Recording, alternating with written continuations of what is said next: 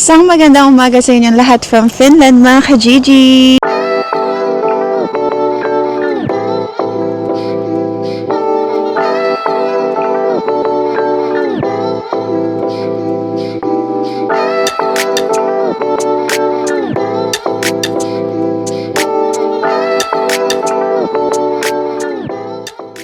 Yan, so kung makikita nyo, ang ganda ng sikat ng araw. Nagpakita siya ngayon kasi for the past days, nagsusnow, tapos walang araw, tapos sobrang lamig, tsaka cloudy. Ngayon, ayan, meron tayong, at least ngayon, nagpakita sa atin yung araw. Sobrang ganito mga ka-Gigi, pag ganito, sobrang nakaka-good vibes kasi, ang sarap lang lumabas, ganun. Parang kahit na puro snow, ang sarap lumabas, maglakad-lakad, ganun kapag ka merong araw. So, for today's video, mga ka-Gigi, samahan niyo ako dahil susunduin ko si Ziki sa daycare, yan. So, bali ngayon, galing ako ng work pang umaga ko, tapos umuwi muna ako, binaba ko yung mga gamit, tapos susunduin natin siya kasi sabi ko sa inyo na malapit lang dito sa bagong apartment ko yung daycare ni Ziki, tatawid lang, dun tayo tatawid mga ka-Gigi. So, for today's fit check, ito ang ating fit check, ewan ko kung nakikita nyo, yan. So, ito yung jacket na suot ko. Leather siya mga ka-Gigi. Yan. Tapos naka-gloves lang ako na leather din. Tapos parang may fleece siya sa loob. Kasi yung isang gloves ko, naiwan ko sa work, nasa locker. Yan. So, kaya ito yung suot ko ngayon. Tapos syempre yung yung boots ko, yung pangmalakasan nating boots. Wala, kasi yung isa kong boots, hindi siya ganun kakapal. So, ngayon, ang weather natin ay feels like negative or minus 16 degrees. Grabe. Sobrang lamig. Pero nakakatuwa mga ka-Gigi kasi parang hindi na ako masyado, alam mo yun, parang hindi na masyado bago sa akin. Parang nag-adjust na yung katawan ko. Siguro kasi sa tagal ko na rin nakatira dito sa Finland. So, siguro ganun na parang nakaka-adjust na yung katawan mo sa lamig. And so, kahit na, hindi na ako nagsascarf, ganun. Kahit di na ako mag-scarf, okay lang, hindi ako ganun nilalamig. So, yan, ngayon susunduin natin si Ziki sa daycare. Tapos, pupunta tayo sa, meron tayong bibili para sa kanya kasi uso ngayon dito yung parang sled. Yung parang magpapadulas ka sa snow, ganun. So, bili natin si Ziki nun mga ka-Gigi kasi hindi ko na alam kung nasan yung ganun niya. Nandun, parang naiwan namin dun sa dati naming apartment. Tara, samahan niyo ako sa vlog na to mga ka-Gigi. Samahan niyo kami ngayong araw na to. Pasensya na kayo kung wala tayong vlog ng mga nakaraang araw kasi na-busy lang mga ka-Gigi. Magugulat yun si Ziki mga ka-Gigi na na ako yung susundo sa kanya kasi parati ang sumusundo sa kanya si dada niya, si Keng, kasi parating akong panggabi. So, ang nangyayari, ako yung naghahatid, tapos si Keng yung sumusundo. Ganon mga ka-Gigi. So, ngayon, tayo yung susundo sa kanya, kaya sigurado ako na matutuwa yung mga ka-Gigi. Kaya tara, sunduin na natin siya sa daycare. Ayan mga ka-Gigi. Grabe. Kita niyo yun? Ang kapal. Dito tayo dadaan. Shortcut. Yan. Tapos, tatawid lang tayo dyan. Doon. Yun na. Daycare na ni Ziki yun mga ka-Gigi. Pero dito, sa mga bago sa channel natin, bago sa YouTube channel natin, kailangan mo pindutin ito. Bago ka tumawid. Tapos, iintayin mo siya mag-green. Ganun mga ka-Gigi dito. Yan. So, green na, pwede na tayo tumawid.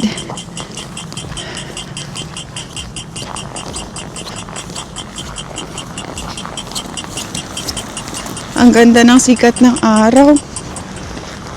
Ayan.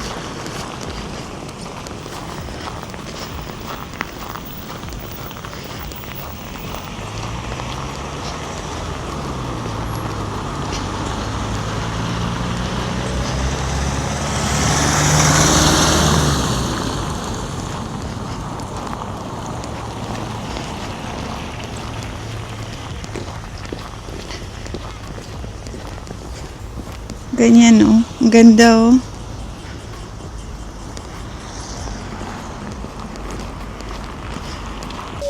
Say hi mga ka-Gigi. Nasundo ko na si Ziki, mga ka-Gigi. Nandito kami ngayon sa bus stop. Yan. So, pupunta kami. May bibilhin tayo. Bibili natin siya ng pulka or sled. Pulka sa Finnish. Tapos sled in English. Yung para siyang, basta magpapakita ko, mag-insert ako dyan ng picture. Pero mamaya makikita nyo naman eh. So, nag-aantay kami ng bus. Ay, sa bus stop. Andito kami sa bus stop.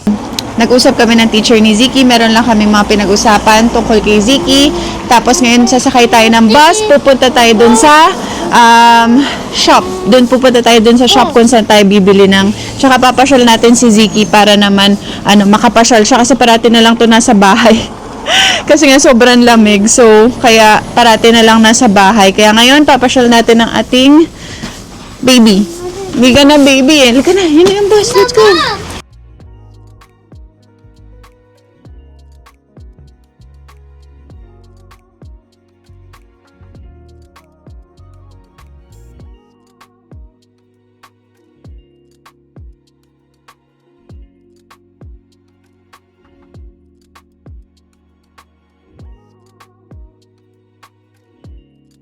Yan mga ka-Gigi, nandito na kami sa Tokmanni. Let's go!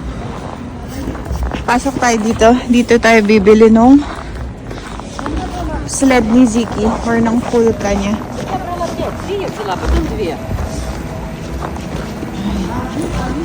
Lamig mga ka-Gigi, sobrang lamig. Let's go.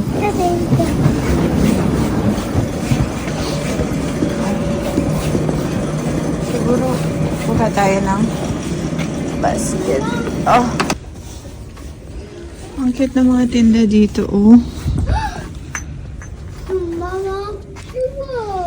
Wow! Tingin-tingin muna tayo dito, mga ka-Gigi. Mga gamit sa bahay. Yung bag ko pala. Kalimutan ko. Nilagay ko dito yung bag ko.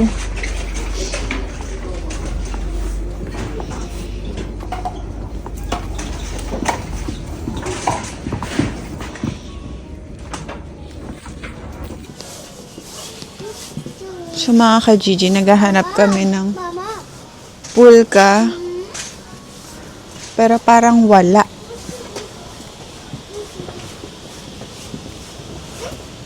Wala atang pulka dito.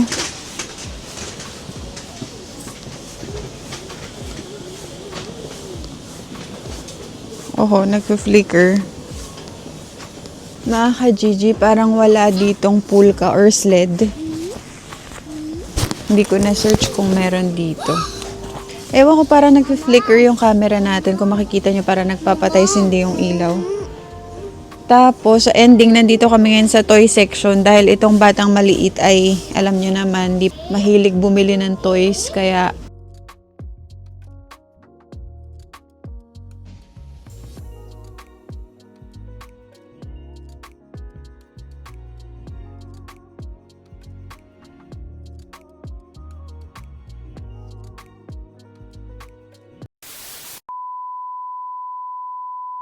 hi mga ka-Gigi, ngayon nandito naman tayo sa Hesburger.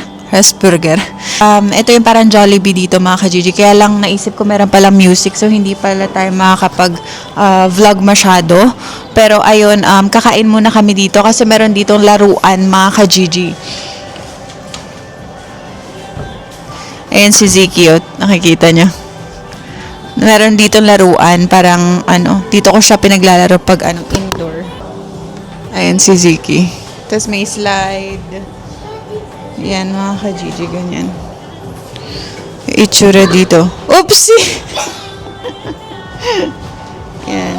So, dyan nilalagay yung mga damit, yan, sapatos, isasabit mo dyan. Yan si Ziki. So, nag-order na ako mga ka-Gigi. Hintayin na lang natin yung order natin. Yan, magmerienda muna kami ni Ziki bago kami umuwi ng bahay. So mga ka-Gigi, nandito yung order namin. Nag-order lang kami ng fries, tapos chicken nuggets, tapos water lang yan, hindi yan soft drinks. Hindi kami mahilig sa soft drinks, mga ka-Gigi. Ano na tayo? Healthy living, ganun. Okay, nuggets. Ice. Nuggets. Tapos barbecue dip. Kain tayo, mga ka-Gigi. Uy.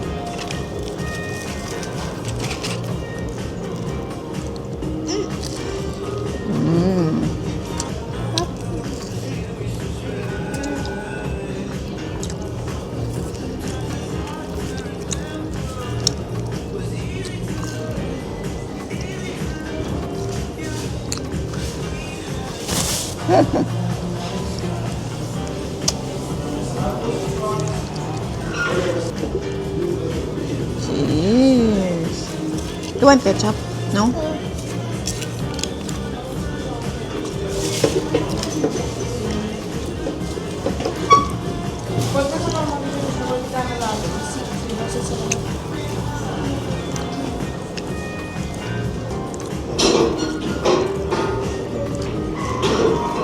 Nakaka-Gigi health burger dito.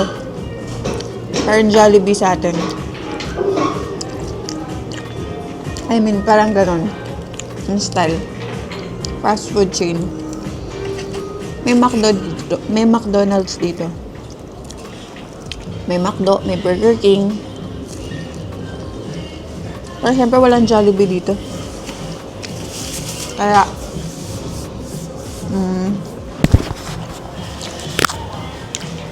kaya nagpupunta pa kami ng Italy para makapag-Jollibee. Nung nakaraan, mga 2 years ago, siguro 3 years ago, nag-Italy kami nila King para makapag-Jollibee. Hindi Italy, sorry, Spain. Madrid o Barcelona? Madrid ba? Hindi ko alam, mga ka-Gigi. Ako, makalimutin na ako.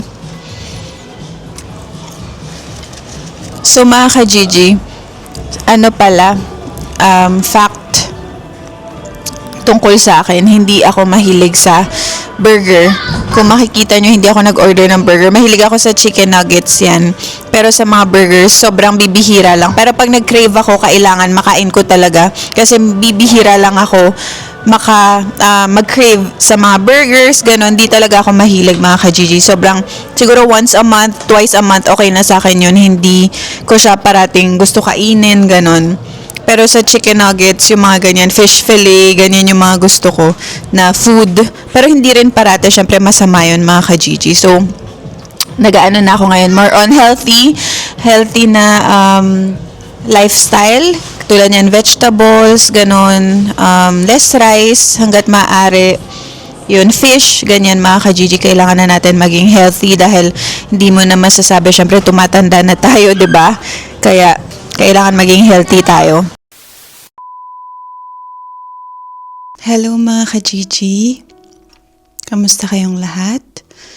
Yan, so ngayon lang ako nakapag-vlog ulit dahil merong isang masamang nangyari na naman sa buhay ko, sa buhay namin. So, hindi ko alam kung paano ko sisimulan to. Hindi ko alam, pero sigurado ako. At pasensya na kayo kung makikita nyo na iiyak ako kasi hindi ko talaga kaya na hindi umiyak. Meron akong natanggap na isang masamang balita at isang pinakamasakit na balita galing Pilipinas. Mga ka-Gigi, meron akong younger brother, bunsong kapatid. Si Kim pangalan niya. Si Kim, pero tawag ko sa kanya Mimo, M-I-M-O, Mimo. Ako lang nag-nickname sa kanya nun. Ako lang tumatawag sa kanya nun, Mimo. Mga ka-Gigi, kinuha na rin siya sa amin. Yan, so, wala na yung kapatid ko. Wala na si Kim. Wala na yung bunso kong kapatid.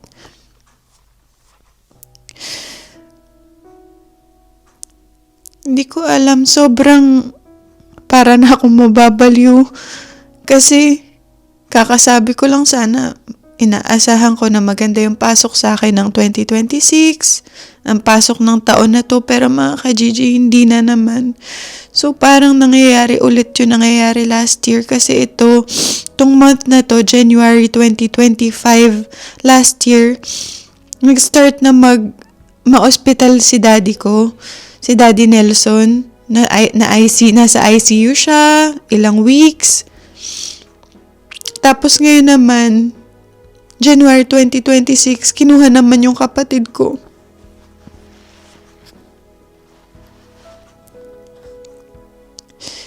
Wala pang 1 year mga ka-Gigi kasi alam nyo na nawala yung daddy ko. Nawala si Daddy Nelson March 25, 2025. Wala pang 1 year ha. Tapos ngayon, nawala na yung kapatid ko. Kinuha niya na rin yung kapatid ko. So, isipin nyo kung gaano kasakit sa akin yun. Na hindi ako matatapos magluksa. Hindi pa ako wala pa ako. As in, simula pa lang lahat. Sobrang fresh pa sa akin lahat. Tapos ito naman ngayon.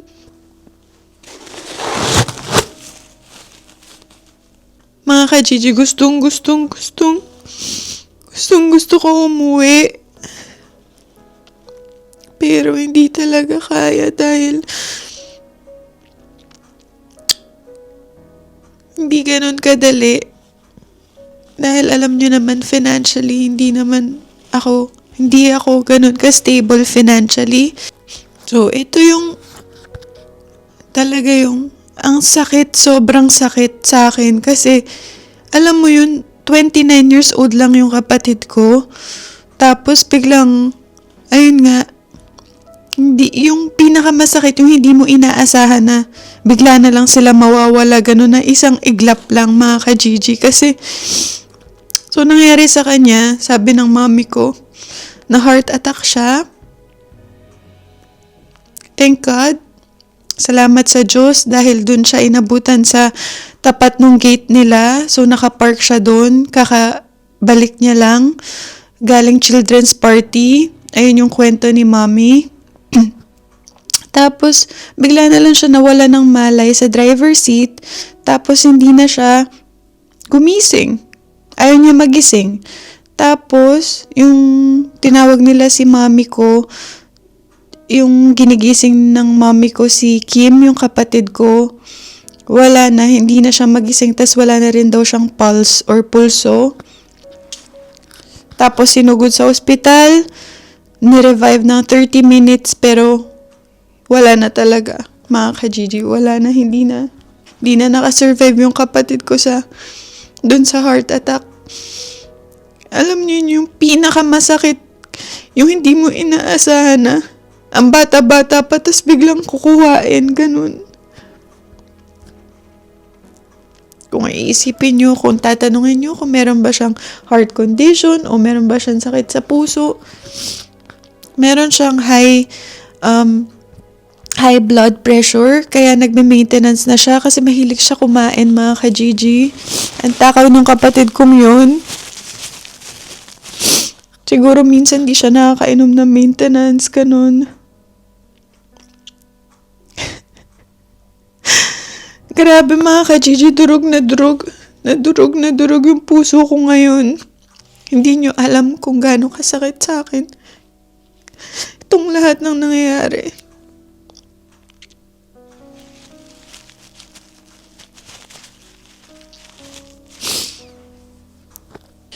Sobrang sakit. As in, walang mapaglagyan yung sakit na nararamdaman ko ngayon. Ang hirap ng malayo sa pamilya.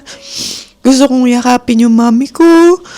Gusto kong makita yung kapatid ko sa huling pagkakataon. Pero hindi ko magawa. Sobrang hirap. Kaya mga ka-Gigi, dun mo talaga marirealize na sobrang iksi lang ng buhay. Talagang anytime, pwede tayo kuhain. Anytime, pwede tayo mawala sa mundong to. Kaya, Parati kong pinipili maging mabuting tao. Parati kong pinipili maging mabait. Sa kapwa, sa kahit kanino. Kaya, yung kapatid kong yun sobrang sweet. Sobrang sweet. Tapos meron kaming usapan na magpapatattoo kami. Siblings tattoo. Tapos hindi na nga natuloy. Kasi, kinuha na siya. Pero itutuloy ko yun. Itutuloy ko yung pagpapatattoo. Dahil, yun yung pinag-usapan namin. So, mga ka-Gigi, sana tulungan nyo ako mag-pray. Pagdasal natin yung kapatid ko na si Kim. At pagdasal nyo rin yung family namin. Lalo na ako. Kasi,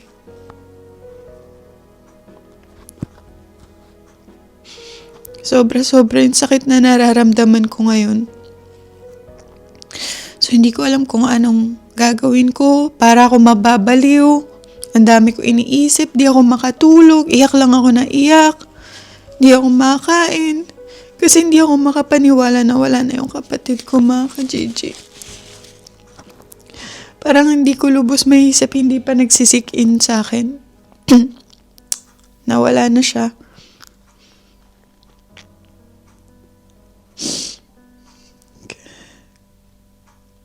Nag-vlog ako kasi syempre gusto ko malaman nyo kung ano yung nangyayari sa buhay ko. Di naman ako pwedeng mag-pretend na okay ako kahit di naman ako okay. Ever since nag-vlog naman ako, mga ka-Gigi, sinasabi ko sa inyo, pinapakita ko sa inyo yung totoo na nangyayari sa buhay ko, sa buhay namin. Hindi ako makapaniwala. Wala akong ibang masabi kundi hindi ko maintindihan kung bakit nangyayari lahat ng to. Kung bakit eto na naman, nangyari na naman. Yung kinakatakutan ko, mga ka-Gigi, alam nyo, yung nasa malayo ako tapos makakatanggap ka ng masamang balita galing Pilipinas. Grabe, parang sasabog yung dibdib ko. Sa sobrang kaba, sa sobrang nervyos, alam niyo yun. Hindi ko alam kung ano gagawin ko. Gusto ko lang rin magpasalamat kay King. Kasi, andyan pa rin siya para sa akin. Hindi niya ako pinapabayaan. Hindi niya ako iniiwan. Pati sa mga kaibigan ko, sa mga nag-reach out, sa mga nakikiramay. Maraming salamat sa inyong lahat. Hindi man ako nakaka-reply kasi hindi ako masyadong parang lutang pa. As in, ano pa isip ko, mga ka-Gigi, hindi pa ako makapag-isip na maayos. Ang hirap lang, mga ka-Gigi, kasi hindi ko alam kung paano na naman ako babangon. Nangyari na naman ulit to. Nangyari na naman yung kinakatakutan ko. Pero wala naman akong ibang choice kung hindi lumaban.